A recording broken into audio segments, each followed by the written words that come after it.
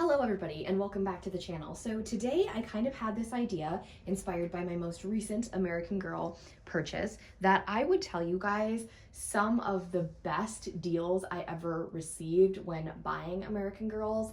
I typically do not share how much I paid for dolls unless it is a really good deal, and that can be found through just unboxing videos or over on my Instagram story where I share a lot of behind the scenes content, but there's never really a place you can go to find out, what dolls I got for really good deals.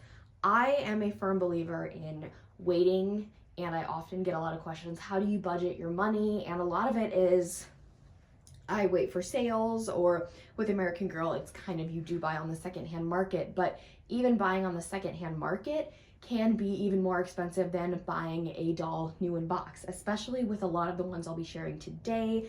I have a lot of dolls that are retired and some that were not out for very long, so they were not mass produced, or they weren't very popular, so they were not bought a lot, so there's really not a lot of them around.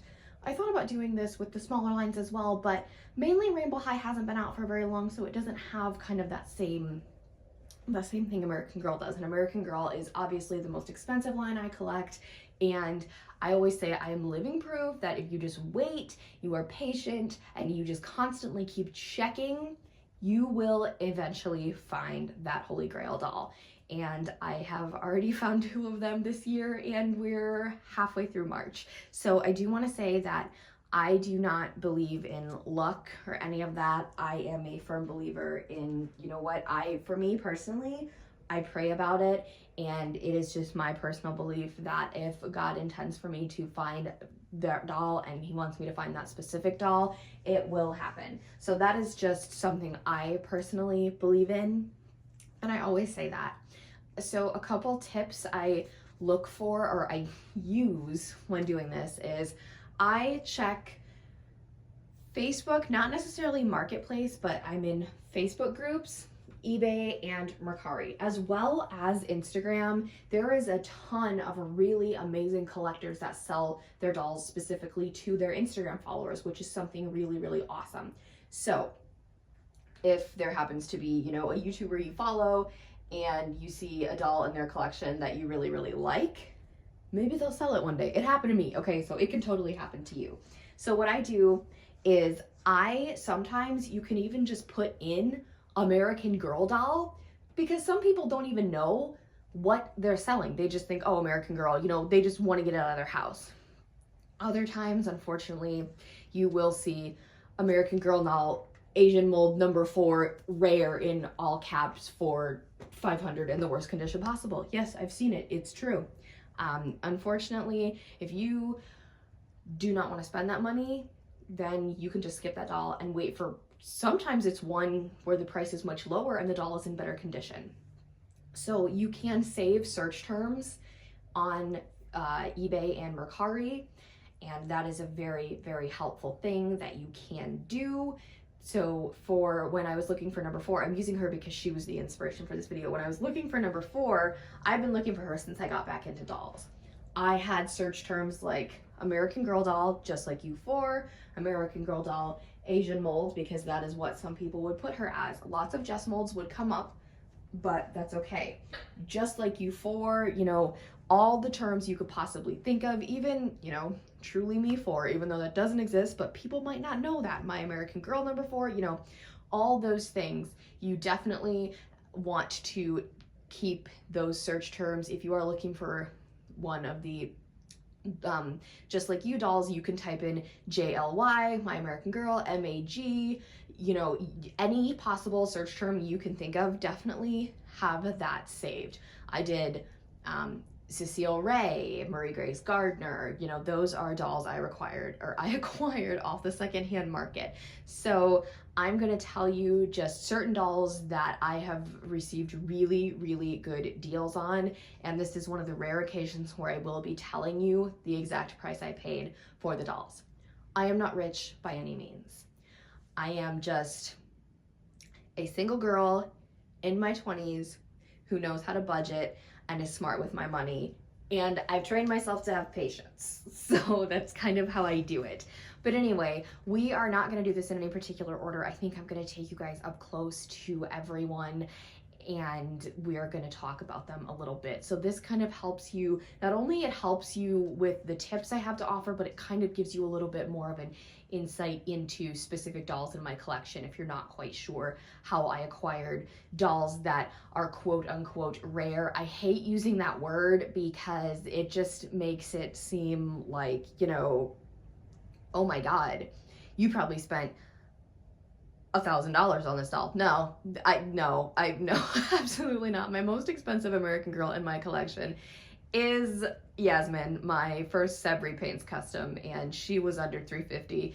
So yeah, but anyway, let's start with the left shelf and work our way all the way to the right one.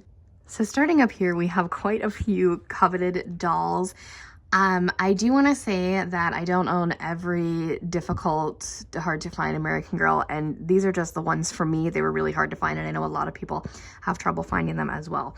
So I'm just going to tell you these four.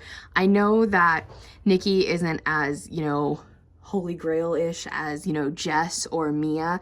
These were my sister's dolls. So she got these brand new in box, as well as, so we've got two super sought after ones here. Sonali Matthews was my sister's doll, so I inherited her from my little sister. This was actually my second Kanani Yakina. I will show you my first one, but she's a custom, so her story is a little bit different. But this Kanani I actually found in a lot on Mercari. There were 4 dolls in it, and one was an Anea that I customized and sold. One was a customized Caroline I sold, and I actually think I still have the other one in my extra doll parts bin. So this is the Kanani I got, and the entire lot was $200. So if you divided that by all 4 dolls, this Kanani was $50. Leah Clark down here is another one that a lot of people have trouble finding or in really good condition. When I was looking for her, she was kind of difficult to acquire. I was scared that I would never get Leah Clark. She was the 3rd doll I bought after getting back into dolls. I found her on eBay for $65. It was just a buy now option, and she was owned by an adult collector. She came with her meat dress and then another pair of shoes from her collection, but she was 65 bucks. Down here, Ainsley is the only one that I did not buy brand new in box. She is a Just Like You 15. A friend of mine was on eBay and he sent me this link for this doll. And I had another friend of mine officially confirm because he had his own 15 at the time. And he said, yes, that is absolutely a 15. So I bought this doll for under $100, and she was probably the best secondhand doll that I've ever, you know, come in contact with. There's absolutely nothing wrong with her, and she's incredible. So I couldn't recommend this one enough. So down here, we kind of have a shelf of girls that are all kind of difficult to find because as of now, they're all retired. So I'll just tell you guys really quickly. A few of them are super, super coveted ones, like the ones in the 4 middle ones. Oh my gosh, I can't speak today, but I'll tell you where I got the other 2. So starting off with Mari, number 24, she was a gift from a friend of mine. So she was a gift. I was not expecting her. She's not necessarily difficult to find, but if you kind of want one from a specific era, then you're going to need to do a little bit of work. Ella, my 26, I bought from a friend of mine over on Instagram. She was, I think she was like 110 or something. She does have perma panties, but it doesn't bother me. I mean, she still looks like ridiculously cute. Lilith, my number 30, I bought her head for $30 off of eBay, and I put her on a Mia St. Clair body. She did have to sit in the sun for a good portion of like a month because of all the marks that were on her face, but it was her head for $30, you know. Virginia, I got for $90 in a Facebook group, and she had a little bit of a hair trim, but honestly, you can't really notice, and she was a 38. I never thought I'd own a 38. Ada, my number 40, I just recently acquired on Mercari, and I think she was around, oh gosh, a little over 100, I do believe, but it wasn't like something significant. And Lolita, I know she's not super sought after because she just retired, but I bought her new in box. Number 62, I actually got for retail price. Lynn Life bought her at the Mattel store for me, and then I just paid her back. and that is how I acquired navy. Kumi, my number 64, was actually a gift from one of you.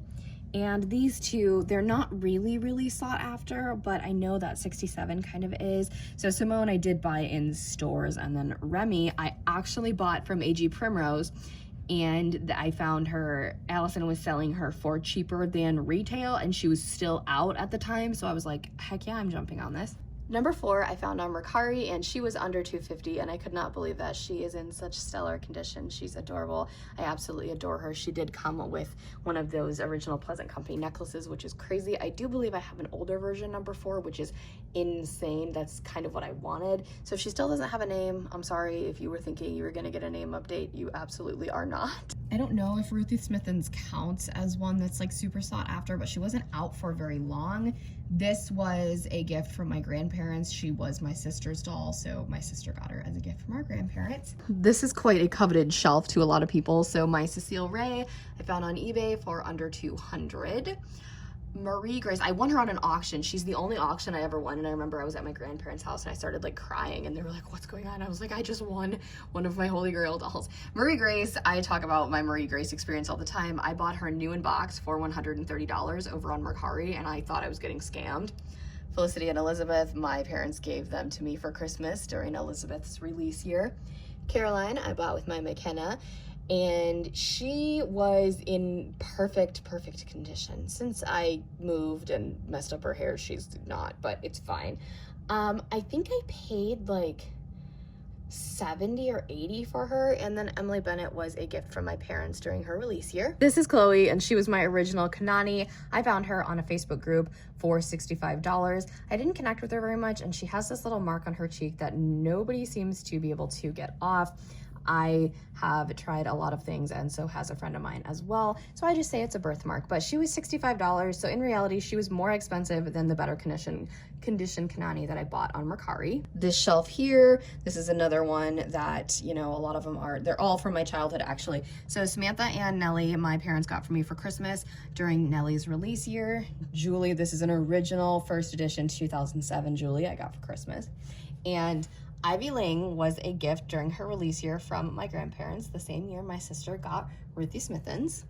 There you have it, my friends. I just wanted to share, again, a couple really good deals, and then sometimes people are curious as to where certain, you know, hard to find retired dolls came from, and I'm gonna be honest with you, a majority of the retired ones, all of the retired historicals that I have, most of them anyways, came from my childhood because I exclusively collected historicals as a little girl. So those are just, you know, all my deals and stuff, and a couple little quick facts and some tips and tricks that I hope you guys enjoy and can find useful. If you have any other questions just about like how I really, you know, find dolls on the secondhand market for such good deals, it's really just patience and kind of thoroughly checking on what's going on. Also be sure when you put in those search terms to have your notifications turned on. I know that every night at like 7 p.m. my phone goes off and it's eBay notifications going off, or Mercari, I will get, we found these several items under this search term, blah blah blah. So definitely really helpful. Also, like I said, Instagram and Facebook sellers, it's a little bit different, but I haven't had any bad experiences going with either of those options. But I will say that Mercari is my #1 place for finding great deals of secondhand dolls. Like I said, if you have any more questions, please feel free to ask down below. If you have not already, give this video a big thumbs up, hit that subscribe button to join the fam, and tap that really cool notification bell so you know the exact moment I post a new video. Have a blessed day, and I'll speak to you all soon. Bye everybody.